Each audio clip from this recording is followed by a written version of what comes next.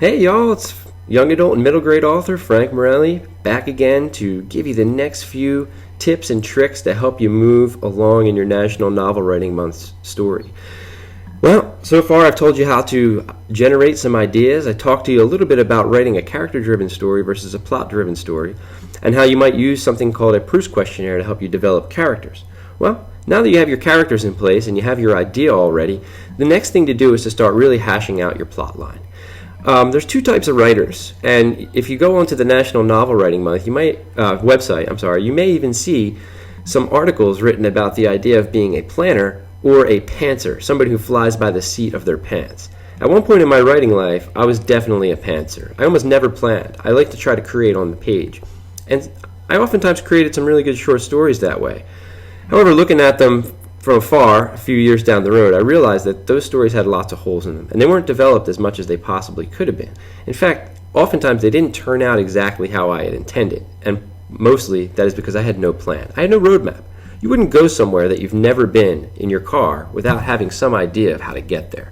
Somebody may have given you directions, or you have a roadmap. That's what I like to try to create before I start writing. What I call it is a story plan. And a story plan is constructed of basically a massive plot map. You may have learned in your classes in school about the plot structure of a basic story, how it has an introduction, rising action, which is mostly all of the conflicts and the tension that builds in a story, the climax, the main point where all of the story turns around on itself, falling action, where it seems like the story, where the hero's journey here might just fall apart in the end because of one more pitfall, and then the resolution, how this story winds up ending for us all. What's the closure that we see?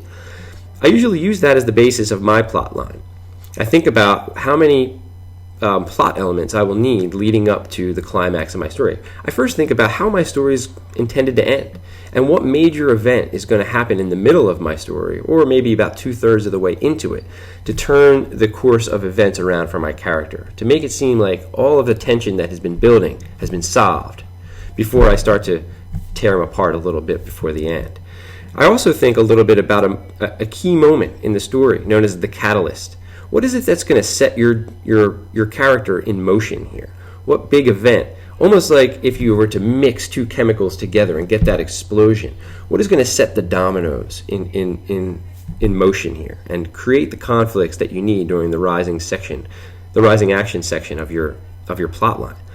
So here's an example of what you might see when I finish trying to put together an entire plot map, and it looks really hard to read. It includes every single chapter in a book that I may be writing at any given time, and basically little summaries of the main event that I think is going to happen in that chapter. And that gives me an idea of how things are going to play out over the course of the story. It also allows me to see if the timing of my story, the pacing of it, is correct, whether or not it feels like the conflicts that occur happen naturally over a period of time, and whether that gets resolved in the same course of time, or if it seems like I built up all of these conflicts and then in the end just quickly make it become solved, because that's usually not very realistic. So I'm able to kind of look at it before I start writing and see if those things are going to actually play out.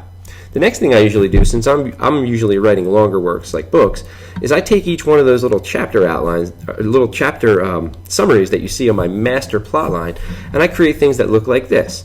They're basically individual chapter outlines, and you see I can break them into 3 parts. Basically, my 3 parts are not very scientific: the beginning, the middle, and the end. How does this chapter begin? Where are my characters when it starts? What is the main conflict that occurs in it?